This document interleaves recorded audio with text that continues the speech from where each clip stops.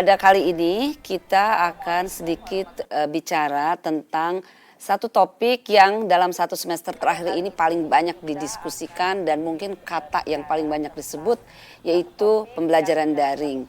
Kita tahu COVID-19 sudah menjungkir balikan berbagai aspek kehidupan kita, termasuk pendidikan.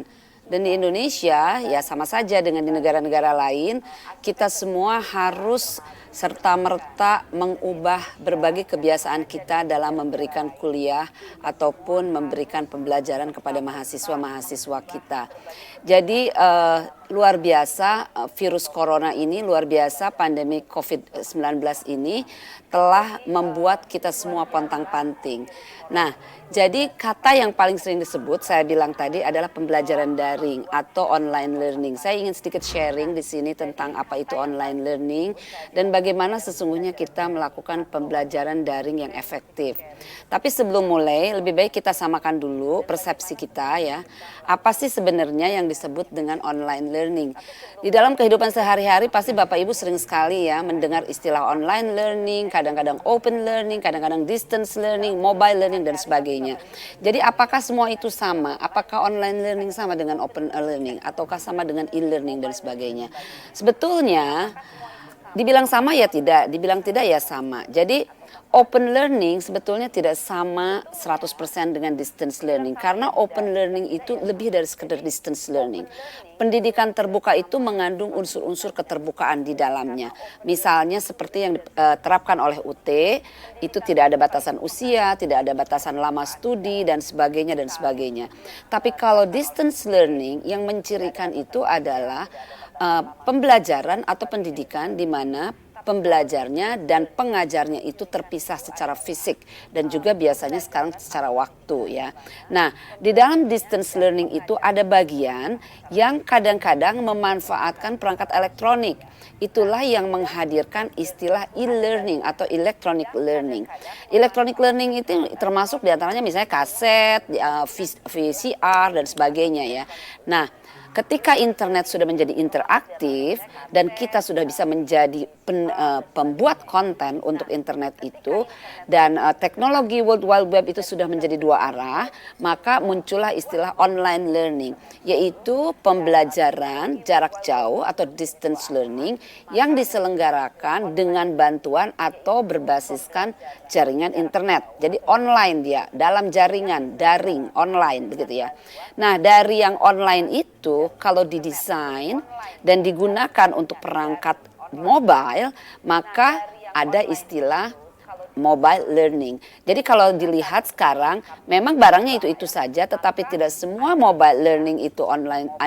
Tidak semua online learning itu mobile learning, tidak semua online learning e-learning itu mobile learning, dan tidak semua distance learning itu online learning.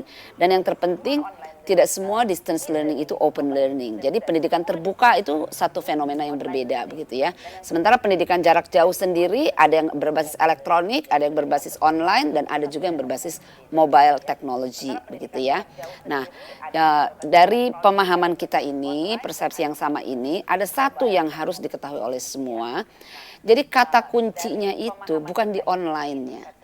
Online learning atau pembelajaran daring, kata kuncinya bukan di daringnya, tetapi di pembelajarannya. Kata kuncinya itu ada di learningnya. Online learning is learning. Jadi ya, oleh karena itu semua prinsip pembelajaran efektif yang biasanya itu applied untuk pembelajaran tatap muka itu juga berlaku untuk pembelajaran online atau pembelajaran daring.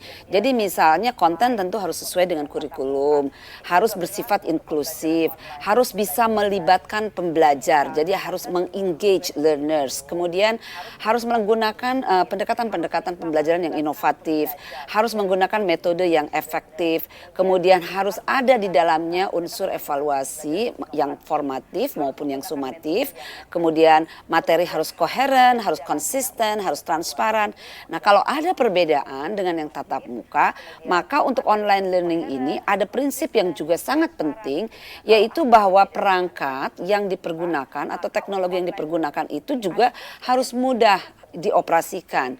Jadi jangan sampai nanti misalnya ya usaha untuk belajar menggunakan perangkat teknologinya itu lebih susah dari belajar kontennya. Nah, itu jangan sampai kejadian. Dan tentu saja kita juga harus memilih teknologi dan media yang efektif baik dari segi penyampaian konten maupun dari segi biaya.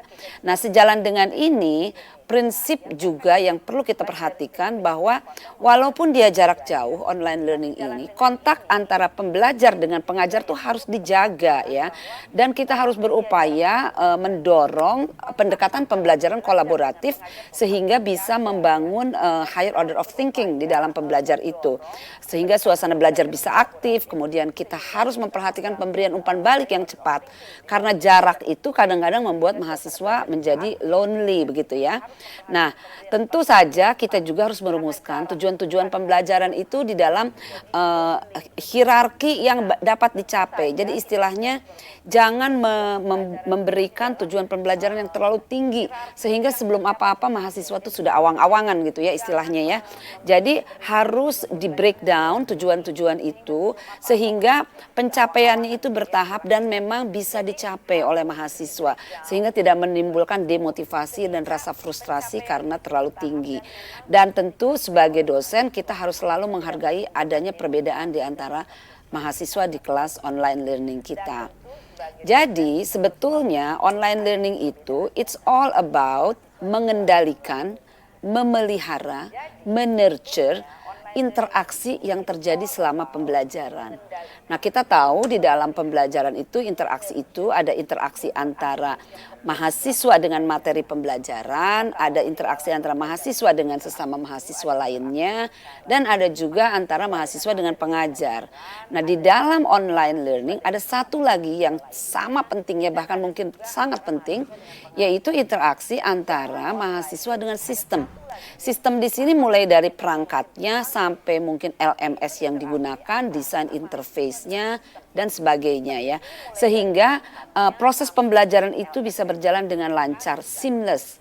Kalau misalnya menavigasikan LMS aja sudah susah, bagaimana mereka mau melakukan interaksi dengan materi pembelajaran. Jadi sangat penting. Nah, kalau kita kaitkan ini dengan teori misalnya community of inquiries, maka ketiga interaksi ini, keseluruhan interaksi di dalam sistem ini diharapkan dapat menghadirkan teaching presence, cognitive presence, juga social presence. Sehingga kita bisa menghadirkan pengalaman belajar yang kaya dan lengkap walaupun ini jarak jauh dan via media online begitu ya, artinya tidak langsung seperti kita di dalam kelas, tetapi dengan mengendalikan interaksi-interaksi ini maka mudah-mudahan pengalaman belajar yang biasanya sangat kaya di dalam kelas itu bisa kita hadirkan untuk mahasiswa kita. Nah, bentuk interaksinya sendiri itu tentu bisa interaksi yang bersifat sinkronus. Sinkronus itu adalah real time ya, seperti dalam kelas, tapi bisa melalui media, misalnya video conference, melalui Zoom, melalui Webex, melalui Google Hangout atau Google Meet ya dan sebagainya. Tapi bisa juga asinkronus dengan forum diskusi, dengan LMS, dengan email dan sebagainya. Bahkan sekarang banyak yang dengan WhatsApp ya. Nah, atau juga kombinasi keduanya. Jadi tidak masalah skema interaksi yang mau digunakan apa selama itu direncanakan dengan baik dan sesuai dengan fungsinya gitu ya. Jadi kalau saya bisa ringkas, pembelajaran online yang efektif itu bukan pembelajaran yang serta-merta memindahkan apa yang dari dalam kelas ke online, mengupload materi, ngasih tugas, mereka ngumpulkan tugas kita nilai. Bukan seperti itu ya. Jadi pembelajaran online yang baik itu selalu dimulai dengan perencanaan yang baik, yang ujung dari perencanaan itu adalah suatu senario pembelajaran online yang bisa memandu berjalannya pembelajaran online itu. Nah, di dalam pembelajaran online itu juga prinsip seperti dalam pembelajaran jarak jauh yang konvensional, biasanya materi pembelajaran itu sudah harus siap sebelum kita memulai semester. Jadi bukan seperti barangkali ya kalau di tatap muka kita baru menyiapkan bahan itu 1 hari 2 hari sebelum masuk kelas mengajar. Nah, kalau di jarak jauh umumnya kita harus menyelenggara atau menyiapkan sebelumnya ya. Nah, karena pembelajaran online ini sangat kental dengan penggunaan teknologi digital ya, bahkan juga sekarang diperkaya dengan materi-materi digital yang ada di internet, maka yang paling penting dari semuanya adalah kita harus memastikan literasi digital dari mahasiswa-mahasiswa kita dan tentu dari kita sendiri. Yang paling basic dari literasi digital itu adalah kita harus mengetahui bagaimana cara kerja perangkat teknologi yang kita gunakan. Jadi jangan sampai kita nggak latihan dulu, misalnya kita nggak biasa pakai Zoom, tiba-tiba kita mau pakai Zoom tanpa pernah mencoba dulu, langsung pada saatnya nanti terbata-bata. Atau kita tidak bisa memanfaatkan si Zoom itu misalnya dengan efektif begitu ya. Nah, jadi yang baik itu memang harus direncanakan dari awal. Nah, perencanaan untuk online learning sebetulnya sama saja dengan untuk tatap muka. Selalu dimulai dengan kita harus melihat, mengetahui mahasiswa kita itu siapa, bagaimana keadaan mereka, bagaimana background mereka, bagaimana literasi digital mereka, bagaimana kesiapan mereka untuk belajar mandiri, bagaimana preferensi mereka, apakah senang baca, apakah senang nonton video dan sebagainya ya. Dari situ barulah kita kemudian membuat tujuan pembelajaran dan kemudian kita lakukan analisis kompetensi. Nah, dari itulah maka kita langsung mulai menentukan kira-kira nih teknologi yang kita gunakan nih yang apa, yang paling sesuai untuk menyampaikan, membantu mahasiswa mencapai kompetensi-kompetensi yang telah kita petakan itu. Dan kemudian kita menetapkan platform apa yang digunakan. Platform apa yang digunakan tentu juga yang bisa mendukung kegiatan pembelajaran yang mau kita lakukan dan yang bisa mendukung pendekatan pembelajaran yang sudah kita tetapkan. Jadi kalau kita mengatakan oh kita mau menggunakan pendekatan konstruktivisme misalnya, tentu kita harus memilih platform yang di dalamnya itu bisa misalnya kelasnya dibagi-bagi menjadi kelas-kelas yang lebih kecil sehingga memungkinkan kita membagi kelas maya kita itu menjadi kelas-kelas grup-grup, kelompok-kelompok, project yang kecil-kecil ya. Nah, kalau kita sudah menetapkan platformnya apa yang bisa menunjang pendekatan pembelajaran yang kita pilih, yang bisa menunjang pencapaian kompetensi oleh mahasiswa-mahasiswa kita pun harus mulai mengembangkan materi asesmen. Tentu saja asesmennya pun asesmen yang dapat menunjang kompetensi tadi. Jadi kalau misalnya di dalam peta kompetensi tadi kita ada tujuan pembelajaran pada level kognitif 3, yaitu misalnya aplikasi, analisis, maka tentu asesmen kita juga harus asesmen untuk menguji analisis, daya analisis. Dan bukan hanya menguji level kognitif yang lebih rendah. Nah dari situ tentu kita kemudian mengembangkan asesmennya dan yang terakhir kita mengembangkan senario pembelajarannya. Senario pembelajaran ini apa? Senario pembelajaran ini sebetulnya tidak lain dan tidak bukan adalah garis besar program pembelajaran kita. Jadi mungkin kalau di kampus-kampus disebutnya RPP ya kalau nggak salah, rencana RPS atau ya rencana pembelajaran semester. Nah di situ semacam blueprint dari course kita, blueprint dari mata kuliah kita. Hanya di situ lebih rinci ya. Jadi di situ kalau kita pertama harus melihat berapa sih durasi pembelajaran yang kita miliki, berapa minggu, misalnya 10 minggu, 16 minggu. Kemudian kita lihat oh beban belajarnya, kontennya sekian. Berarti itu kita harus bagi konten mana harus diberikan kapan. Kemudian oh kalau yang ini konten yang subbab ini, yang kecil ini tujuan kompetensinya hanya level kognitif 2, berarti nanti asesmennya apa, delivery materinya pakai apa, pakai text based kah, pakai interaktif digital materials kah, pakai video kah. Nah itu sudah harus dirincikan oleh kita di dalam senario pembelajaran ini. Sehingga senario pembelajaran ini betul-betul memandu Bapak Ibu. Dan yang terpenting, seandainya di kampus Bapak Ibu itu satu mata kuliah itu nanti ada kelas paralel online, maka dengan senario pembelajaran yang sama kita berikan ke dosen-dosen di masing-masing kelas paralel itu, kita bisa menjamin standar minimal dari pembelajaran online setiap kelasnya karena yang sesuai dengan senario pembelajaran ini. Bahwa diperkaya oleh masing-masing itu tentu boleh saja. Tapi senario pembelajaran ini betul-betul menjadi katakanlah alat kita untuk meyakinkan atau menjamin penyelenggaraan pembelajaran online dengan standar yang minimal harus dicapai pada kelas-kelas itu. Nah, ini pun juga masih harus dibantu dengan materi bahan ajar yang memang sudah dipersiapkan untuk dipelajari secara mandiri oleh mahasiswa. Mengapa bahan ajar di PJJ atau online learning itu berbeda dengan textbook yang misalnya dibeli di Gramedia? Karena bahan ajar ini harus dikemas materi ajar ini harus dikemas menjadi materi yang bisa dipelajari secara mandiri karena mereka kan jauh dari kita. Jadi harus bisa dipelajari dengan bantuan minimal dari orang lain. Jadi sifatnya itu harus self instructional ya, dan baiknya itu diberikan dalam ragam format dengan substansi yang juga kaya dan harus friendly serta menarik begitu ya. Nah, bahan ajarnya sendiri itu bisa kita membuat semuanya dari nol gitu ya. Jadi dari scratch bahan ajar utuh seperti misalnya kalau di UT itu BMP yang kita sebut butuh materi pokok itu kita kembangkan dari nol begitu ya. Tapi bisa juga kalau sekarang Bapak Ibu melakukan kompilasi. Jadi kan Bapak Ibu mungkin sudah pernah buat diktat-diktat zaman kemarin.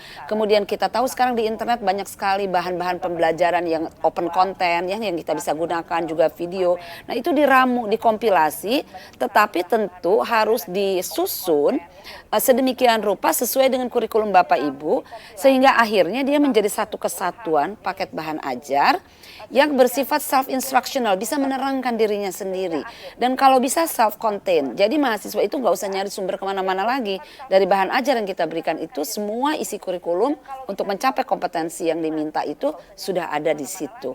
Jadi inilah bedanya bahan ajar pada untuk pembelajaran jarak jauh atau online dengan kalau hanya seperti buku yang kita bisa beli di Gramedia misalnya atau di toko buku biasa, textbook biasa. Nah, idealnya memang pengembangan bahan ajar untuk jarak jauh ini harus melibatkan ahli instruksional, selain ahli materi, Bapak Ibu sebagai ahli materi, ahli media dan mungkin ada ahli ada ahli desain websitenya dan sebagainya. Namun demikian Bapak Ibu, apabila Bapak Ibu tidak memiliki daya dukung itu di kampus tidak usah khawatir. Karena dengan teknologi sekarang yang ada di internet, teknologi yang murah meriah, teknologi banyak yang gratisan, sesungguhnya Bapak Ibu bisa merangkapkan diri sebagai ahli materi, sekaligus ahli desain instruksional, sekaligus ahli media. Ya mungkin bukan ahli, tetapi minimal sudah bisa mengembangkan bahan pembelajaran sendiri. Tentu kalau kampusnya memiliki daya dukung ini akan lebih baik ya. Nah, ada beberapa tips ya bagaimana kita meningkatkan learner content interaction. Jadi bagaimana meningkatkan kualitas interaksi antara mahasiswa dengan materi pembelajaran. Ini sangat penting dalam pembelajaran jarak jauh atau pembelajaran online. Agar mahasiswa itu ketika belajar mandiri itu betul-betul bisa mempraktekkan berpikir tingkat tinggi ya, HOTS itu ya. Dan juga bisa melakukan deep learning. Nah itu ada caranya dan caranya sebetulnya cukup simpel. Caranya itu adalah hanya dengan mengajukan pertanyaan yang baik. Pertanyaan yang baik itu adalah pertanyaan yang akan membuat mahasiswa kita itu mengambil pertanyaan kita itu, memasukkan ke konteks kehidupannya, melakukan refleksi dan kemudian menyampaikan pendapatnya. Jadi pertanyaannya itu akan mendorong mahasiswa itu berpikir secara mendalam. Jadi misalnya kita bisa bertanya, sudah kita misalnya memberikan bahan bacaan atau satu kasus, misalnya studi kasus, daripada kita bertanya, sebutkan misalnya 3 prinsip yang tadi diterangkan oleh Ibu Tian. Tapi mungkin bisa bertanya, setuju enggak dengan prinsip-prinsip yang tadi disampaikan oleh Bu Tian? Kalau setuju mengapa? Kalau tidak setuju mengapa? Atau kita bisa tanya, kira-kira dari prinsip-prinsip itu mana yang paling bisa dilakukan di konteks Anda atau yang paling tidak bisa dilakukan di konteks Anda.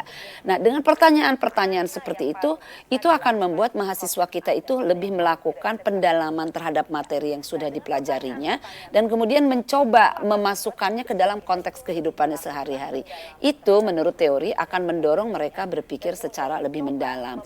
Dan kita juga kemudian bisa mendorong lagi dengan bentuk-bentuk pertanyaan yang membuat mahasiswa itu melakukan refleksi. Misalnya kalau kita lempar satu kasus ya, isu yang sedang aktual misalnya saat ini tentang undang-undang HIP misalnya. Lalu kita bisa tanya, kalau Anda ditanya oleh Presiden, Anda akan merekomendasikan tidak pemerintah mengendorse undang-undang itu dan kenapa? Misalnya seperti itu. Daripada kita tanya, apa sih intinya undang-undang HIP itu? Dia hanya akan meng-copy paste. Tapi kalau kita pertanyaannya dipelintir sedikit, itu akan membuat dia refleksi. Oh, kalau saya ditanya berarti saya harus mengerti dong. Kalau saya harus mengerti, jadi saya harus tahu. Setuju nggak saya dengan apa-apa yang ada di dalam draft undang-undang itu? Baru saya bisa memberikan rekomendasi saya, misalnya kepada yang bertanya. Katakanlah presiden gitu kan yang nanya. Tentu kita jawabnya harus serius dong kalau presiden yang nanya ya. Jadi seperti itu. Jadi hal-hal seperti ini bisa membantu mahasiswa itu walaupun dia belajar sendiri secara mandiri dengan materi pembelajaran yang sudah kita siapkan, tapi seolah-olah ada konversasi. Jadi pertanyaan seperti ini bisa kita selip-selipkan di dalam bahan ajar yang kita berikan kepada mereka. Nah, kalau misalnya kita dalam diskusi yang sifatnya sinkronus dengan mahasiswa melalui video conference misalnya, kita pun bisa melakukan hal seperti itu. Misalnya dengan menggunakan fitur, kalau di video conference itu biasanya suka ada tiba-tiba fitur untuk polling ya. Jadi kita lagi misalnya udah selesai ngomong-ngomong soal suatu masalah, terus kita pop up-kan saja di layarnya itu polling. Pendapat Anda tentang ini bagaimana? Setuju atau tidak? Jawab sekarang. Mereka tinggal klek gitu di layarnya. Kita langsung bisa, oh ada 50 mahasiswa tidak setuju, 25 yang setuju. Lalu kita bilang, oh ini ternyata banyak nih yang nggak setuju. Kenapa? Coba siapa yang bisa kasih alasan gitu kan? Sehingga diskusi online-nya pun bisa hidup ya. Dan setelah itu mungkin juga sekarang kan forum-forum diskusi online itu banyak yang kita bisa bagi kelompok itu ya. Lalu kita bilang oke, sekarang kita diskusi kelompok. Lalu misalnya tiap 3 orang kita masukin ke kamar-kamar kecil secara maya itu, kitanya bisa lompat-lompat tuh dari setiap kamar ya. Kita lihat diskusi, kita kasih trigger di sana di sini gitu ya. Jadi semacam itu. Jadi Bapak Ibu, intinya saya hanya ingin menekankan pembelajaran daring itu adalah pembelajaran. Jadi kunci yang harus kita pegang sebagai dosen adalah kita harus menjaga 4 jenis interaksi tadi terjadi, terpelihara, dan ternurtured. Nah dengan demikian mudah-mudahan walaupun melalui daring pembelajaran kita akan sama efektifnya atau bahkan barangkali insya Allah bisa lebih efektif daripada kalau di dalam kelas. Jadi saya cuma mau share itu simple tapi mudah-mudahan bisa membungkus keseluruhan fenomena pembelajaran daring ini sehingga nanti apabila Bapak Ibu sudah mendapatkan pelatihan-pelatihan teknis tidak lupa prinsip dasarnya. Jadi pembelajaran daring bukan tentang daring, online learning bukan tentang online, TIK learning bukan tentang TIK, it's all about learning. Itu ya Bapak Ibu, terima kasih. Wassalamualaikum warahmatullahi wabarakatuh.